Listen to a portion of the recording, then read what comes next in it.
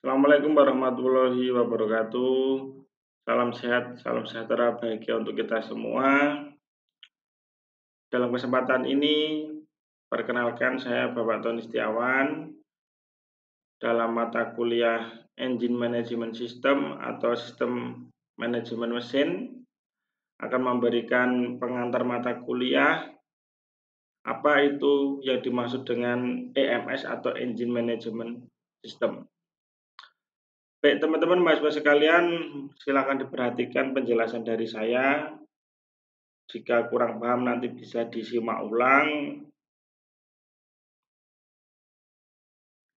Yang pertama, baik, Engine Management System ialah sistem kontrol elektronik yang dirancang untuk mengoptimalkan kinerja mesin kendaraan. Nah, EMS atau sistem manajemen mesin ini mulai berkembang tahun 1960-an. Di mana EMS ini terdiri dari beberapa sensor, beberapa sistem yang computerized, yang mana pusatnya adalah di ECU atau Electronic Control Unit, yang nanti bekerjanya ini menggantikan sistem yang konvensional. Nah, mulai dari tahun 1960-an terus berkembang hingga saat ini. Apa dan bagaimana perkembangannya? Ruang lingkupnya apa saja dari Engine Management System akan kita bahas pada slide selanjutnya. Nah, kita sedikit menengok sejarah dulu. Perkembangan dari Engine Management System. Nah, ini yang pertama mulai dari akhir 1960-an. Jadi sebenarnya EMS itu sudah dikembangkan mulai tahun 1960-an. Jadi mobil mulai dilengkapi dengan komputer untuk mengatur beberapa fungsi kendaraan seperti pengapian dan injeksi bahan bakar. Nah, pada tahun ini memang tidak semua merek mobil sudah menggunakannya. Hanya merek-merek tertentu saja, sehingga mungkin di tahun ini tidak banyak yang tahu bahwa ternyata sebuah kendaraan roda 4 itu sudah menggunakan sistem computerized. Nah, kemudian yang kedua tahun 1970-an. Nah, pada 1970-an ini perkembangan teknologi semakin pesat. EMS mulai digunakan secara luas pada kendaraan massal. Jadi para insinyurnya melakukan riset. Ternyata EMS ini atau Engine Management System lebih efisien. Sehingga temuan ini atau teknologi ini layak untuk digunakan untuk massal. Nah, kemudian pada tahun 1980-an, mikroprosesor mulai berkembang dan mulai digunakan untuk menggantikan sirkuit analog, sirkuit elektronik analog. Jadi sudah mulai menggunakan mikroprosesor. Nah, namun pada awalnya EMS ini hanya berfungsi sebagai pengatur pengapian, tetapi kemudian berkembang menjadi sistem yang lebih kompleks. Bagaimana kita ketahui bahwa semua kendaraan di tahun sekarang, di tahun 2025 katakan seperti itu, hampir semuanya menggunakan komputerized dan elektronik. Nah, pada perkembangan 1980-an, ini mikroprosesor sudah lebih digunakan secara detail, yang mana ada tambahan dari sistem kontrol emisi juga. Gitu, okay? Jadi ada sistem kontrol emisi juga. Emisi gas buang sudah mulai dikendalikan pada tahun 1980-an. Pada tahun tersebut juga sudah dikenalkan teknologi injeksi yang lebih baik daripada sebelum-sebelumnya.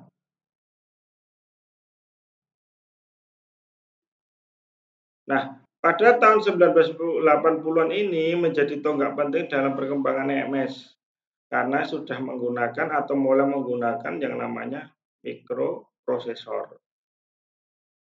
Oke, next. Nah, kemudian pada tahun 1990-an hingga kini hingga ya sampai sekarang, EMS itu sudah dilengkapi dengan teknologi sensor yang lebih sensitif, sistem kontrol yang lebih cerdas, yang mana kalau kita amati atau kita praktekkan, sebenarnya kerusakannya itu dimulai dari sensor-sensor terlebih dahulu. Nah, sensor ini nantilah yang sebagai pembaca, sebagai pengirim sinyal. Nah, pada EMS modern, ini dapat mengontrol hampir semua aspek dari kinerja mesin, mulai dari pengapian, injeksi bahan bakar, kontrol emisi, keamanan, dan sebagainya. Yang mana ini tentu namanya disebut integrasi teknologi. Jadi EMS itu sudah katakan lebih kompleks digunakan dan bisa terhubung dengan internet juga. Nah, ini semakin canggih, semakin ke sini semakin canggih kendaraannya atau teknologi yang digunakan di dalam kendaraan. Nah, adapun nanti secara lebih detail, silakan teman-teman mahasiswa sekalian bisa membaca lagi sejarahnya atau mempelajari tentang sejarah perkembangan dari EMS atau Engine Management System. Baik, next ya. Nah, Engine Management System sendiri mempunyai definisi suatu sistem untuk mengontrol mesin agar mencapai kondisi performa yang optimal menggunakan sistem kontrol elektronik. Adapun cara kerjanya, EMS mengumpulkan informasi dari berbagai sensor pada mesin seperti sensor suhu udara masuk, sensor katup throttle atau posisi katupnya, posisi throttle-nya, sensor posisi crankshaft, sensor oksigen atau O2 sensor dan sebagainya untuk dikirimkan dan diproses di ECU. Nah, nanti ECU memerintahkan aktuator atau sebagai pelaksana kerja sebagaimana input dari sensor. Nah, pada mata kuliah ini EMS itu mencakup beberapa subkontrol elektronik mulai dari EVI atau Electronic Fuel Injection atau injeksi bahan bakar, kemudian Electronic Spark Advance atau ESA, Idle Speed Control atau ESC, dan diagnosa. Jadi ini merupakan capaian mata kuliah dari sistem manajemen mesin. Jadi nanti kalau ditanya EMS cakupannya apa saja? Nah, pada mata kuliah di fakultas kita, Fakultas Sains dan Teknologi ini EMS mencakup mulai dari EVI, ESA, ISC, dan diagnosanya. Jadi kan nanti kalau ada yang tanya, loh kok audio tidak masuk? Padahal kan audio juga dikontrol secara elektronik. Artinya mungkin juga lebih detail lagi audio yang sekarang. Nah, saya jelaskan kembali bahwa itu tidak masuk dalam capaian mata kuliah. Jadi capaian mata kuliahnya EMS mencakup beberapa hal yang sudah saya sebutkan tadi. Nah, adapun kelebihan dari Engine Management System itu yang pertama adalah meningkatkan efisiensi bahan bakar, kemudian meningkatkan kinerja mesin, yang ketiga adalah mampu mengurangi emisi. Dalam artian mengontrol emisi gas buang. Sebagaimana kita ketahui bahwa beberapa pabrikan atau beberapa merek dari pabrikan sebuah mobil itu menghentikan produksinya karena tidak mampu memenuhi tuntutan ambang batas emisi gas buang. Karena masih menggunakan sistem konvensional.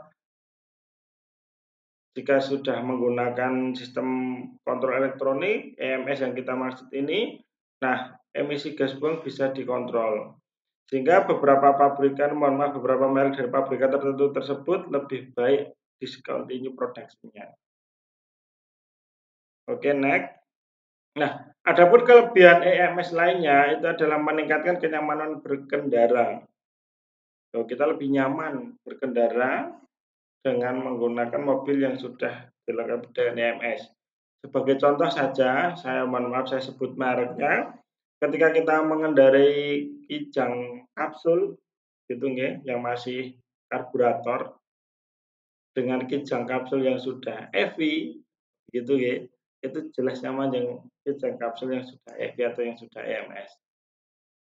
Nah, mudah dalam diagnosa kerusakan. Nah, ini lebih mudah diagnosa kerusakannya karena didukung dengan pengecekan atau diagnosa beberapa teknik. Dan salah satunya adalah ketika terjadi kerusakan dari sistem sendiri sudah mengirimkan sinyal atau memberikan peringatan lewat MIL atau malfunction indikator lamp yang ada di dashboard mobil. Kedip-kedip dan sebagainya itu menandakan berarti ada indikasi kerusakan. Jadi kita sebagai pengguna kendaraan lebih dimanjakan. Nah, kemudian kelebihan berikutnya adalah meningkatkan keandalan, jelas ya, karena seperti sebagai contoh mobil atau kendaraan yang sudah menggunakan teknologi EMS dengan yang belum jelas lebih handal yang sudah menggunakan EMS. Oke, nah kita masuk pada area sistem EMS, jadi Engine Management System ini mengendalikan kinerja mesin kendaraan yang mana menggunakan sensor dan aktuator yang terhubung ke Electronic Control Unit. Nah, sistem ini dirancang untuk memantau kinerja mesin dan menjaga agar mesin bekerja optimal dalam berbagai kondisi. Nah, tadi sudah saya sampaikan bahwa EMS pada mata kuliah ini meliputi EVI, ESA, ISC, kemudian diagnosanya. Itu nggih. EVI, ESA, dan ISC serta diagnosanya. Ini adalah gambaran tentang EMS di dalam sebuah engine. Ada mulai dari idle speed control, ada full injector, ada throttle position sensor dan sebagainya. Nah, ini hanya sekilas, nanti lebih tepatnya akan dibahas ataupun dipraktekkan ketika waktunya praktek. Oke, next. Nah, kita mulai dari ruang lingkup EMS yang pertama, yaitu Electronic Fuel Injection atau EFI. EFI ya, kalau mungkin bahasa lain EPI, Electronic Petroleum Injection dan sebagainya. Apapun itu bahasanya, yang jelas adalah pengontrolan bahan bakar melalui sistem elektronik. Nah, mulai dari suplai bahan bakar yang dikontrol, kemudian penyemprotannya juga dikontrol, dan pengolahan data sensornya. Artinya seberapa besar bahan bakar yang akan disemprotkan berdasarkan sinyal atau data yang dikirimkan dari sensor. Nah, ini yang menggantikan fungsi dari karburator.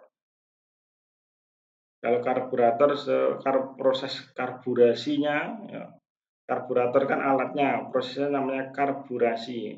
Itu masih manual, kemudian pemasukan bahan bakarnya ke ruang bakar juga sistem konvensional. Kalau ini sudah menggunakan electronic fuel injection yang mana bahan bakarnya nanti disemprotkan atau diinjeksikan. Oke. Nah, adapun sensor-sensor pada EV itu mulai dari MAP atau manifold absolute pressure, kemudian atau MAF, mass airflow. Jadi ini pengukuran tekanan di manifold ataupun pengukuran aliran udara masuk di manifold sebagai penentu nanti ini butuhnya berapa dan sebagainya. Jadi ketika throttle dibuka, di situ ada sensornya, ada beberapa tipe nanti EV-nya yang tipe mana untuk kontrol di throttle-nya. Nah, kemudian ada CMP atau Camshaft Position Sensor. Camshaft Position ini mendeteksi posisi camshaft untuk menentukan urutan penginjeksian dan sebagainya. Kemudian CKP Crankshaft Position Sensor. Jadi kalau CKP ini crankshaft ya ada di bawah, kalau camshaft itu ada di atas, dia mendeteksi posisi camshaft-nya, kalau CKP mendeteksi posisi crankshaft-nya. Kemudian ada TPS, throttle position sensor, jadi throttle-nya, bukaan gasnya atau katup throttle-nya itu seberapa derajatkah atau berapa derajatkah dia membuka, itu di situ ada sensornya. Kemudian ada ECT dan IAT. EC itu engine cooling temperature dan intake air temperature udara masuk. Nah, adapun ada beberapa sinyal yang lain, barangkali setiap pabrikan berbeda, setidaknya akan mengandung atau akan terdiri dari beberapa sensor ini. Untuk sepeda motor beberapa tipe tidak menggunakan O2 sensor. Nah, karena ini EV secara umum ini kita secara umum saja kira-kira komponen sensornya seperti ini. Adapun lengkap dan tidaknya tergantung nanti pabrikan dari sebuah kendaraan tersebut. Oke, next. Nah, ini adalah diagram sistem EV. Bisa diperhatikan bahwasanya ini katakan sensor di sini. Sensor-sensor itu kemudian mengirim data ke ECU. Dari ECU kemudian setelah didapat data dari beberapa sensor, maka memerintahkan ke injektor. Memerintahkan seberapa besar atau seberapa banyak bahan bakar yang disemprotkan. Sebagai analogi sederhana saja, ini di sensor adalah bagian penerimaan tamu, kemudian ada 5 tamu yang datang. Sensor mengirimkan ke engine ECU, ada 5 tamu yang datang, kemudian ECU memerintahkan ke injektor untuk menyemprotkan atau menyuguhkan minuman kepada sejumlah 5 tamu, maka semprotannya juga sebanyak 5. Nah, katakan seperti itu. Nah, beda lagi nanti kalau tamunya 3, karena kebutuhannya hanya 3, maka suguhan minumannya hanya 3 atau jumlah bahan bakar yang disemprotkan hanya 3 kali atau sejumlah kebutuhan tersebut. Ini adalah analogi sederhana. Jadi di sensor ini adalah bagian penerimaan tamu atau resepsionis atau yang penjaga gerbangnya. Nah, nanti akan mendeteksi berapa tamu yang datang. Kemudian lapor ke ECU memerintahkan ke injektor untuk menyuguhkan minuman sejumlah tamu yang datang. Itu analogi sederhananya. Beda lagi ketika itu sudah kompleks, sensor mendeteksi juga, oh ini tamunya ada yang laki-laki, ada yang perempuan, kemudian tamunya ada yang nggak minum manis, ada yang minum manis, maka dikirim data ke ECU. Nah, ECU juga akan memerintahkan perintah kepada injektor sesuai karakter tamu yang ada atau yang sudah dilaporkan dari sensor. Oh ini ada tamunya laki-laki berapa, perempuan berapa, yang tidak suka manis berapa, yang manis berapa, atau yang hanya minum air putih saja berapa. Nah, itu merupakan data kompleks yang bisa dikerjakan oleh ECU, masukan dari sensor, kemudian diperintahkan atau memerintahkan kepada injektor. Itu analogi sederhananya. Saya ulang lagi bahwa sensor ini katakan penerima tamu, misalkan ada 3 tamu, maka sensor mengirim data ke ECU.